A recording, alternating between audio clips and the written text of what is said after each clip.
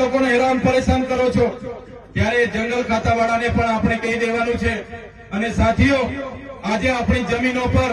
બહારના લોકોની નજરો છે। તમે જોયું હશે કેવડિયામાં જે પ્રકારે રોજગાર આપવાની વાત હતી, આજે ત્યાંના લોકોને અંદર પ્રવેશ નથી કરવા દેતા, પોતાની ગાડી પણ બહાર મુકાવે છે, મહિલાઓના ઝૂંપડા બધા તોડી નાખવામાં આવે છે।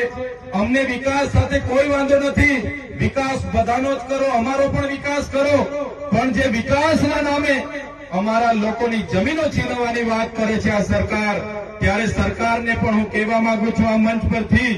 કે વિકાસના નામે હવે પછી જો તમે કોરિડોરમાં અમારા લોકોની જમીનો લેવાની વાત કરશો, હાઈ ટેન્શન લાઈનોમાં જમીનો લેવાની વાત કરશો,